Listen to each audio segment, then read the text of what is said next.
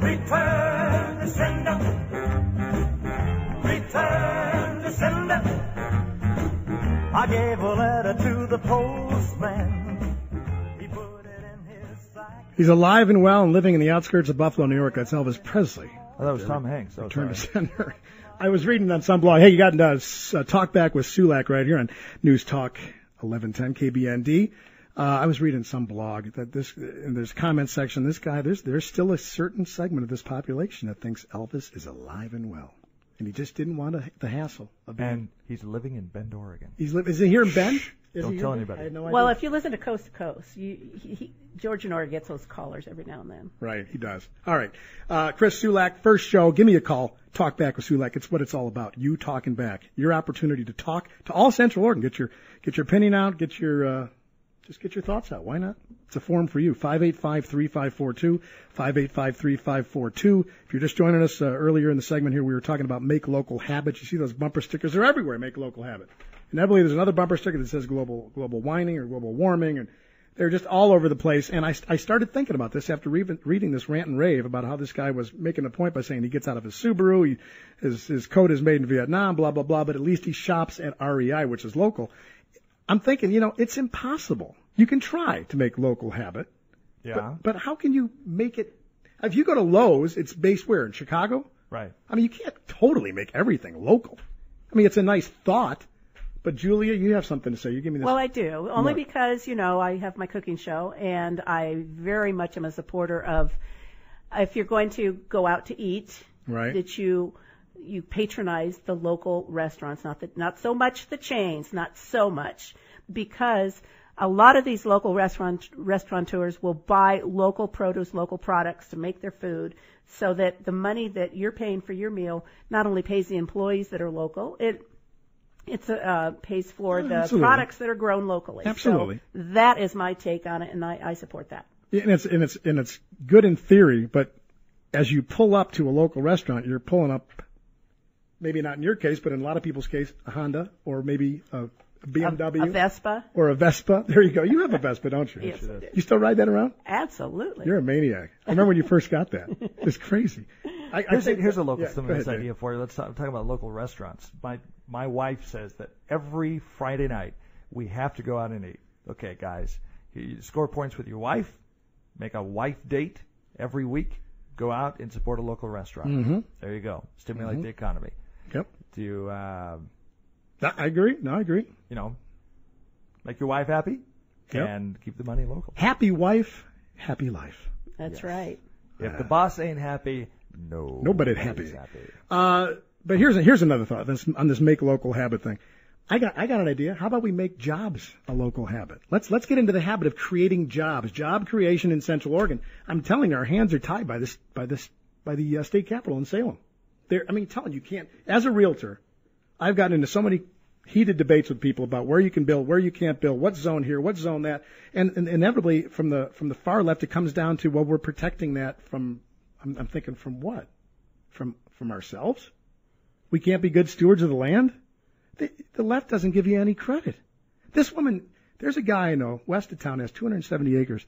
The city of Bend won't let him build on his 270 acres. He moved back to San Jose. They would not give him a building permit. Here. But they would there.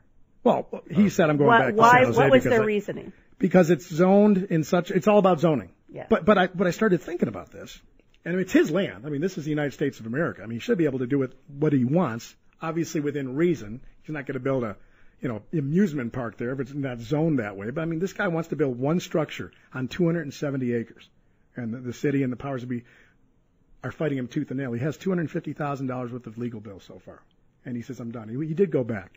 But my point is, it always comes down to zoning with regards to real estate. And I started thinking this through. I was arguing with this gal at a First Friday about 5 or 6 months ago.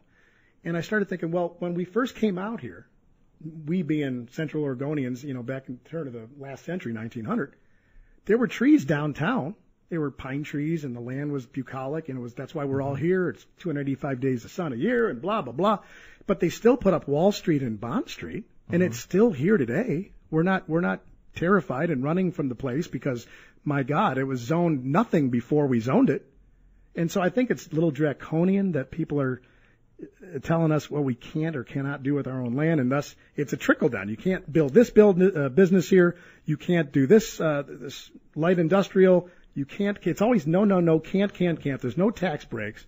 I'm going off on a tangent now, but that's okay. That's okay. There's a lot of people out there that I think would agree with you. Why don't you? Give me a call if you agree. 585-3542. We need to create jobs, and we need to make that our habit. Jobs. That should be a local habit. Well, if you patronize more local businesses, they're going to need to hire more people.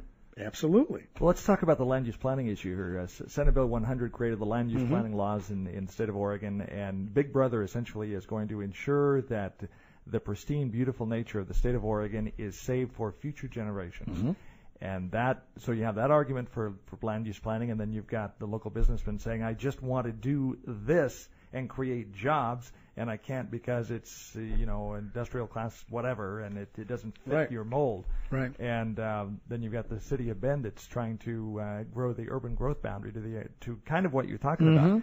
Expand the urban growth boundary, and the state is saying, no, we want you to limit it so the city doesn't sprawl out into the forest because we want to protect the forest from growth of the city. Right. And some of the local city councilors are saying, but citizens here don't want to have just a tiny parcel of land. They want to have a place where they can park the snowmobile and whatever, and they want to have a house on some property that they can do something with. Right. Like build a garage and have a place to put their snowmobile. Yeah, be an American. And the city of Bend is fighting that now with the state. And the state is saying, we think you want too much land to grow your UGB. And we're kind of circling back to our caller. We had Tim call about an hour ago. And I feel Tim's pain. He was talking about the fact that he misses the old Bend. But you know what? I think there's a mix. We can have some of the old Bend, at least I think so. Maybe I'm naive. And some of the new Bend, job creation, smart jobs, green jobs, if you will. Let's see what this guy has to say. You're on Talkback with Sulak. What's happening? What's on your mind? Okay, so, you're right. The thing is that I think it's Tim. This is Tim again. This is resentful Tim. Thank you for being my only caller, Tim. Calling to be resentful. No, you're right. There's nothing to be afraid of with expansion. It's like I was saying. I'm angry that I can't afford to be, to pay, to buy a home. But I would love it if we lived in a place like make it the new Seattle or the new Portland, and we're able to expand and we could afford to buy here, I don't think we'll ever be the new Portland or the new Seattle. I just think that there's an opportunity here. We have so much land east, BLM we can trade. Let's bring in some R&D facilities from Nike, and they tell us it's not going to happen because of one of two things, the powers that be. Our airport isn't big enough, that's changing, and we don't have an interstate system that's running through the city of Bend. But if we could bring in some clean, high-paying, middle wage jobs between 50 and 100 grand a year, let's say, I think we'd all be better off. And you're not impacting, Tim, what you so care deeply about, and that's the old Bend, the old vibe it had. I think there's a way to do it. Maybe I'm just being silly, but what do you think, Tim? I think that you're right. I think there is a way to do it because it's like I'm saying. It's all about it's about. It's like you were saying. It's all about the attitude. That's what makes Bend so laid back, right? Because when you're rolling through Bend, you can throw up a little bit of a wave, and you'll get a guy wave back at you.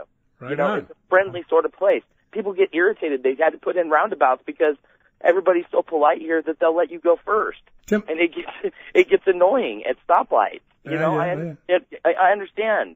But that's the beauty of Bend. It is a laid back place. I appreciate your passion. We got a question from Dick. Okay. One of the things that you said as far as let's make Bend the new Seattle or Bend the new Portland. There are people that live here, the fourth generation, fifth generation that I've run into when we do news here that would burn you at the stake for saying that. Oh, I know. My father. They want My father the just old disowned Bend. me. No, it's okay. I understand, but I want All right. I want them to bring back original Pepsi, but that's not going to happen. Classic Coke. because we've moved on. Everyone has moved on. You want the old Ovaltine, don't you?